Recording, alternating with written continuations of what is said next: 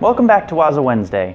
We recently got a request for a video on some hip engagement drills. So today we're going to be using a bow. You can also use a jo or any other type of a staff to work on a hip engagement drill based on simple Kihon Kata. So in our system we have 3 Kihon Kata that were created by Chibana Choshin that are just basically techniques run in a line.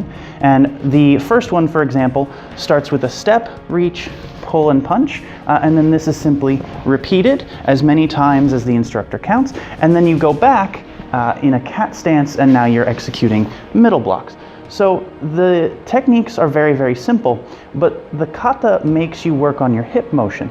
Because of the way that you step, you're actually set up to turn your hips already for the punches, for example. And when you're going back, you have to step into this cat stance. Now you have to work on your pivoting to bring your block back. So this hip movement can be a little bit hard for some people to realize whether they're doing it or not.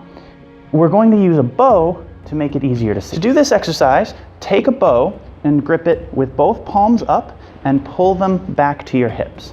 So this is very similar to just working from a hikite position, keeping it on your hips. If you turn it over in your hands, you'll have a tendency to try to push a little too much.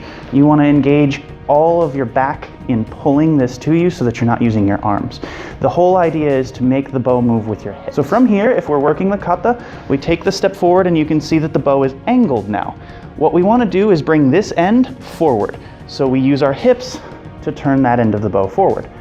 And again, we repeat on the other side. If we step forward, the bow is at an angle and we need to pivot our hips forward. Going backward, we turn and the hips are angled and we have to bring them back. So looking at this from the side, you'll be able to see the movement of the bow a little bit better. Again, if I take this step from the kata, I'm already at an angle. You see the bow is at about a 45-degree angle already when I've got it held on my hips.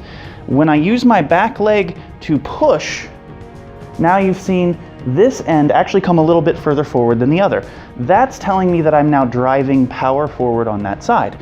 When I take my foot, turn it, and step through, now I'm at another 45-degree angle and I can drive forward on the other side. Stepping backward, we're going back to that 45 and we're turning back again. That's what's going to give us our power for the middle block.